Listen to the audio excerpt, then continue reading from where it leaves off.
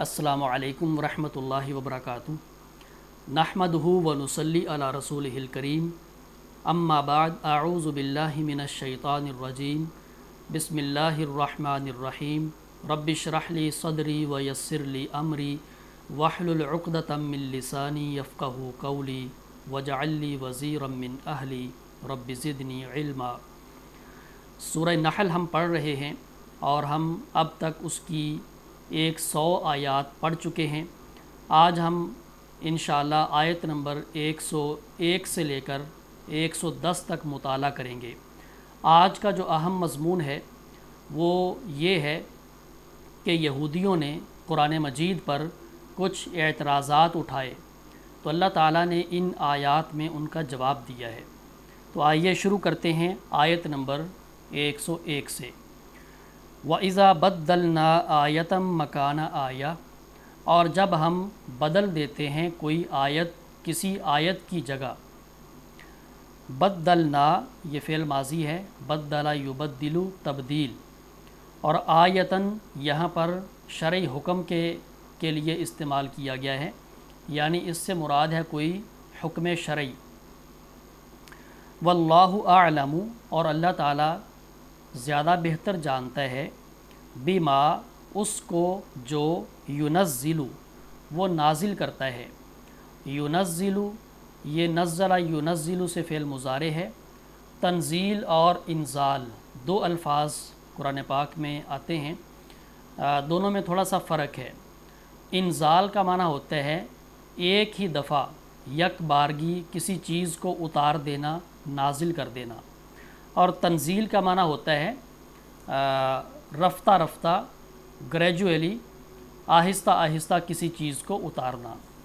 جیسے اعلام اور تعلیم، ان میں فرق ہوتا ہے۔ تعلیم کیا ہوتا ہے کہ آہستہ آہستہ کسی کو سکھانا، اس کی سمجھ کے مطابق، اس کی عقل کے مطابق اسے تعلیم دینا، اور اعلام کا معنی کیا ہے؟ ایک ہی دفعہ اعلان کر دینا، بتا دینا۔ قالو وہ کہتے ہیں، انما انت مفتر، بے شک تو گھڑنے والا ہے۔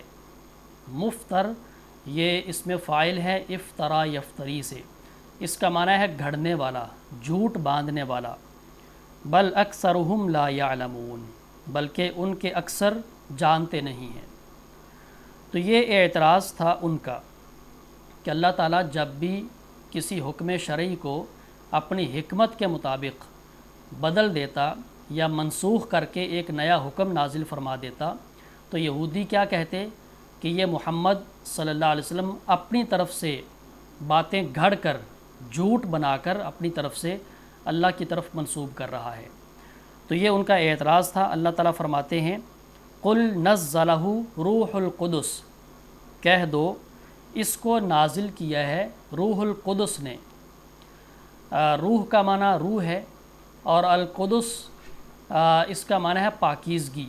یہ مصدر ہے لیکن مفعول کے معنی میں ہے، یعنی المقدس کے معنی میں ہے، اور یہ روح کی نسبت مصدر کی طرف تاکید کے لیے یہاں پر کی گئی ہے۔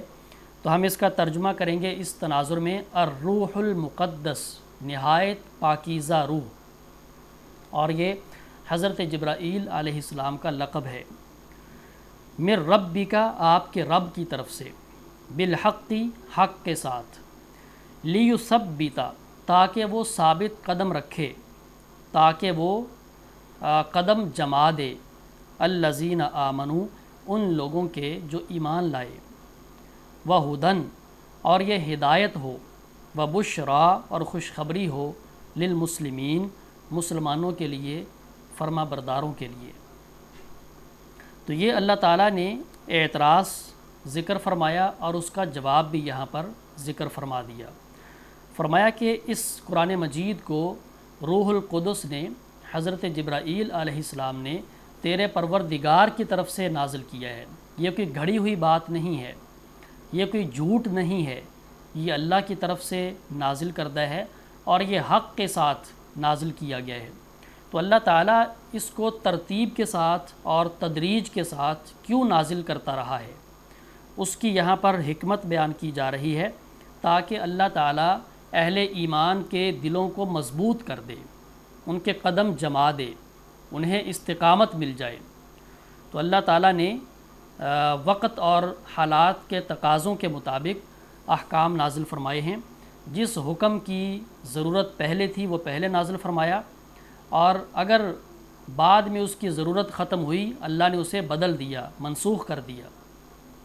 تو یہ اللہ تعالیٰ کی طرف سے تدریجی طور پر نازل ہوا ہے قرآن مجید۔ اور یہی وجہ ہے، سیدہ عائشہ رضی اللہ عنہا فرماتی ہیں، اب دیکھیں جیسے شراب کا حکم ہے تو قرآن پاک نے تقریباً 3 سے 4 مختلف مقامات پر مختلف زمانوں میں مختلف صورتوں میں احکام نازل فرما کے اس کو حرام قرار دیا ہے۔ تو لوگوں کی پہلے ذہن سازی ہوئی، پھر آہستہ آہستہ بات آگے بڑھاتے چلے گئے اللہ تعالیٰ، اور بالآخر اس کو حرام کر دیا۔ اسی لیے سیدہ عائشہ فرمایا کرتی تھیں، اگر اللہ تعالیٰ پہلے ہی دن یہ فرما دیتا کہ شراب حرام ہے تو کوئی بھی شراب نہ چھوڑتا۔ تو اللہ تعالیٰ نے پہلے کیا کیا؟ ذہن سازی کی۔ تو جیسے حالات تھے اور تقاضے تھے اس کے مطابق اللہ تعالیٰ احکام نازل فرماتے گئے تاکہ ایمان والوں کے دل مضبوط رہ سکیں۔ اور یہ قرآن ہدایت ہے اور خوشخبری ہے، اپنے آغاز کے اعتبار سے ہدایت ہے اور انجام کے اعتبار سے خوشخبری ہے فرما برداروں کے لیے۔ پھر ان کا ایک اور اعتراض جو آیت نمبر 103 میں ہے، وَلَقَدْ نَعْلَمُ، اور بے شک ہم جانتے ہیں، اَنَّهُمْ، کہ وہ، یقولون، کہتے ہیں، انما يعلمه، بے شک سکھاتا ہے اسے، بشر، ایک انسان، لسان الذی، زبان اس کی، یلحدون الیہ، وہ غلط نسبت کرتے ہیں اس کی طرف، اعجمی، عجمی ہے، وہذا لسان عربی مبین، اور یہ زبان ہے عربی بالکل واضح۔ تو یہ دوسرا اعتراض تھا یہودیوں کا۔ اس کے شان نزول میں مفسرین نے مختلف نام بھی ذکر کیے ہیں کہ نبی علیہ السلام نے فلاں شخص سے سیکھا، فلاں سے سیکھا، جیسا کہ ایک صحیح سند کے ساتھ یہ بات موجود ہے کہ ایک عیسائی غلام تھا یسار نام کا، وہ تورات کا، انجیل کا عالم تھا۔ تو نبی کریم صلی اللہ علیہ وسلم جب کبھی اس کے پاس سے گزرتے تو وہ اپنی کتاب پڑھ رہا ہوتا، آپ اس کے پاس ٹھہر جاتے۔ تو اسی بات کو بنیاد بنا کر یہودیوں نے بھی اور ان کی دیکھا دیکھی مشرکین مکہ نے بھی یہ کہنا شروع کر دیا کہ یہ تو فلاں انسان سے سیکھتا ہے اور آ کر ہمیں بتا دیتا ہے۔ تو اللہ تعالیٰ فرما رہے ہیں کہ ہم جانتے ہیں، ہمیں پتہ ہے یہ اعتراض کرتے ہیں۔ تو انہیں اس بات میں غور و فکر کرنا چاہیے کہ جس بندے کی طرف یہ غلط نسبت کر رہے ہیں کہ فلاں شخص سکھا رہا ہے، وہ تو عجمی ہے، اس کی زبان تو عربی نہیں ہے، مطلب کہ وہ واضح عربی نہیں بول سکتا، اور قرآن تو بالکل عربی مبین میں اللہ نے نازل کیا ہے۔ تو کہاں قرآن کی زبان اور کہاں اس بندے کی زبان اور بیان، دونوں میں اتنا فرق ہے، اتنا تفاوت ہے۔ اگر اسی پر غور و فکر کر لیں تو انہیں حقیقت واضح ہو جائے گی۔ کہاں منہ سے اڑائے ہوئے چھینٹے اور کہاں آسمان سے اترنے والی صاف شفاف بارش، دونوں برابر ہو سکتے ہیں؟ تو گویا اگر وہ قرآن کے معانی پر، اس کے مفاہیم پر، اس کے حقائق پر تدبر نہیں کر سکتے، غور و فکر نہیں کر سکتے، ان کے پاس اتنی عقل نہیں ہے، تو کم از کم اتنی عقل تو ہے کہ وہ قرآن کے زبان و بیان اور اس بندے کے زبان و بیان پر غور و فکر کر لیں۔ تو گویا اللہ تبارک و تعالیٰ یہاں پہ ان کے اس دوسرے اعتراض کا بھی جواب دے رہا ہے۔ تو یہاں سے ہمیں یہ بات سمجھ میں آتی ہے کہ اگر کوئی شخص اسلام پر، قرآن پر یا نبی کریم صلی اللہ علیہ وسلم کی ذات گرامی پر اعتراض کرتا ہے تو اس کا دفاع کرنا چاہیے۔ ان اعتراضات کا دفاع کرنا یہ اللہ کی سنت ہے۔ اللہ تعالیٰ خود جواب دے رہے ہیں، قرآن پر اٹھائے گئے اعتراضات کا جواب دے رہے ہیں اللہ تعالیٰ خود۔ تو ہمیں بھی حتی المقدور کوشش کرنی چاہیے جتنا ہمارے پاس نالج ہے، جو جدید اعتراضات ہیں، جدید ذہن کے اشکالات ہیں، ان کا جواب دینا چاہیے، دفاع کرنا چاہیے قرآن کا، اسلام کا، نبی علیہ السلام کا۔ اور یہاں سے ایک بات یہ بھی معلوم ہوتی ہے کہ قرآن پڑھنے سے، قرآن کی تلاوت کرنے سے انسان کے دل کو سکون بھی ملتا ہے اور اسے استقامت بھی ملتی ہے، اطمینان ملتا ہے۔ جو ثابت قدمی ہے، دل کا جم جانا ہے، دل کا اطمینان ہے، یہ قرآن کی تلاوت میں اللہ تعالیٰ نے رکھا ہے۔ اس لیے تو فرمایا کہ لِيُثَبِّتَ الَّذِينَ آمَنُوا، قرآن ہم نے تھوڑا تھوڑا کر کے نازل کیا ہے تاکہ ایمان والوں کا دل مضبوط ہو جائے۔ تو دل کی مضبوطی کے لیے، ثابت قدمی کے لیے، دل کی استقامت کے لیے، اطمینان کے لیے قرآن کی تلاوت کو اپنا معمول بنانا چاہیے۔ پھر اللہ تعالیٰ مزید آگے بات کو بڑھاتے ہیں، ان الذین لا یؤمنون بآیات اللہ، بے شک وہ لوگ جو نہیں ایمان لاتے اللہ تعالیٰ کی آیات پر، لا یہدیہم اللہ، نہیں ہدایت دیتا انہیں اللہ تعالیٰ، وَلَهُمْ عَذَابٌ علیم، اور ان کے لیے دردناک عذاب ہے۔ تو یہاں پر ہدایت سے مراد ہدایت توفیق ہے۔ ہدایت کی دو قسمیں ہیں، ایک ہوتی ہے ہدایت ارشاد، کسی کو راستہ دکھا دینا، جیسے نبیوں نے دکھایا، صحابہ نے دکھایا، اور اس امت کی علماء اور مبلغین یہ کام کرتے آ رہے ہیں، ہدایت ارشاد، راستہ دکھا دینا۔ دوسرا ہے راستے پر چلنے کی توفیق دینا، راستے پر چلانا، یہ صرف اللہ کے اختیار میں ہے، اور یہاں پر یہی دوسرا معنی مراد ہے۔ تو جو اللہ کی آیتوں پر ایمان نہیں لاتے، اللہ انہیں ہدایت سے محروم کر دیتا ہے، توفیق نہیں دیتا۔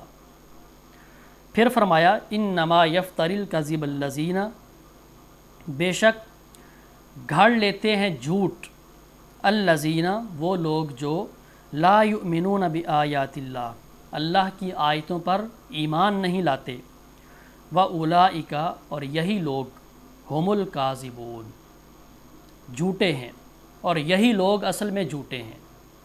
تو جو نبی علیہ السلام کو مفتری کہتے ہیں، آپ کو جھوٹ گھڑنے والا کہتے ہیں، اللہ فرماتا ہے کہ یہ کہنے والے اصل میں خود جھوٹے ہیں۔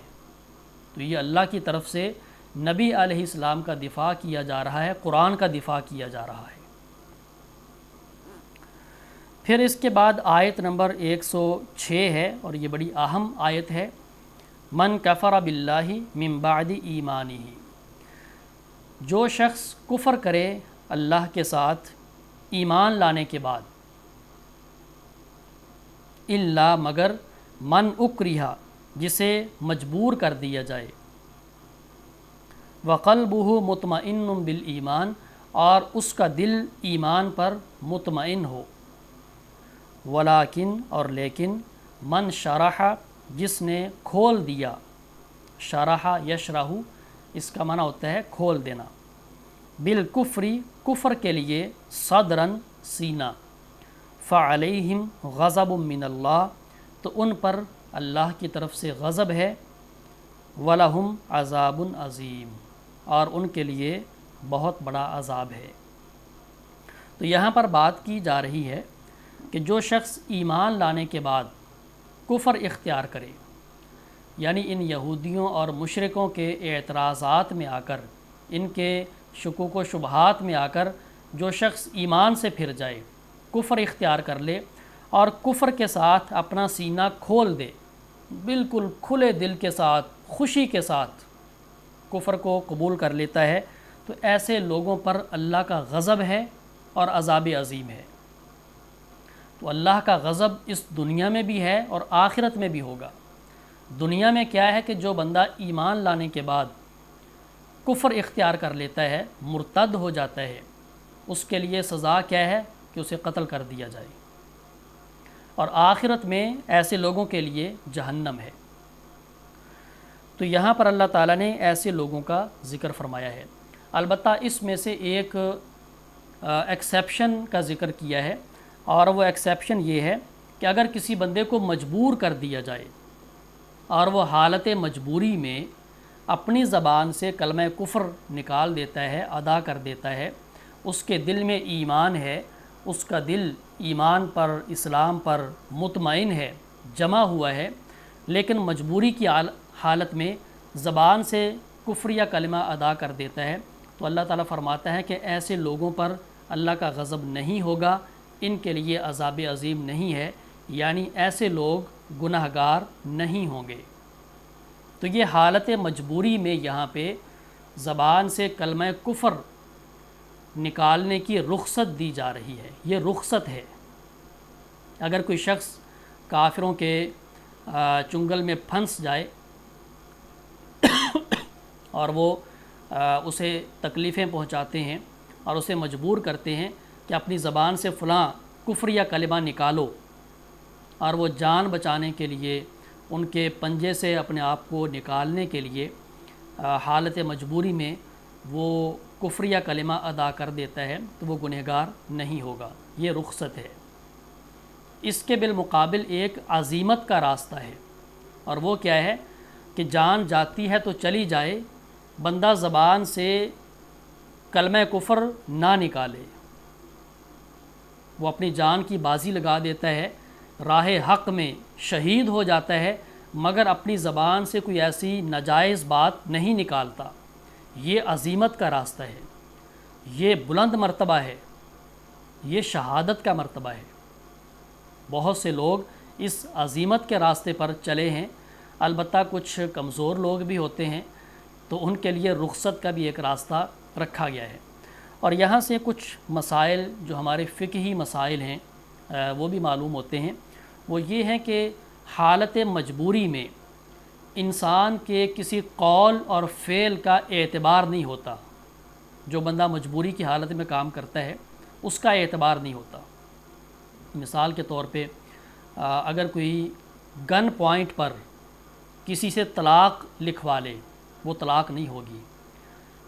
کوئی بندہ گن پوائنٹ پر کسی کا نکاح کر دے، وہ نکاح نہیں ہوگا۔ اسی طرح جتنے بھی معاملات ہیں وہ مجبوری کی حالت میں کیے جائیں تو وہ معاملات نہیں ہوں گے۔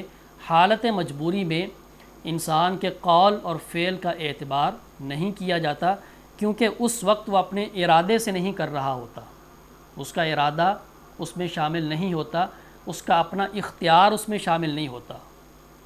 تو جہاں پر اختیار شامل نہیں ہے، اس کا ارادہ شامل نہیں ہے، اس کے وہ قول و فعل کا اعتبار نہیں ہوگا۔ نبی علیہ السلام کی ایک حدیث مبارک ہے، آپ نے فرمایا ان اللہ تجاوز عن امتی الخطا والنسیان وما استکرہ علیہ، کہ اللہ تبارک و تعالی نے میری امت سے 3 چیزوں کو درگزر کر دیا ہے۔ نمبر 1 الخطا، غلطی سے کام ہو جائے۔ نمبر 2 النسیان، بھول کر کوئی کام ہو جائے۔ نمبر 3 اور وہ کام جو مجبوری کی حالت میں کروایا جائے۔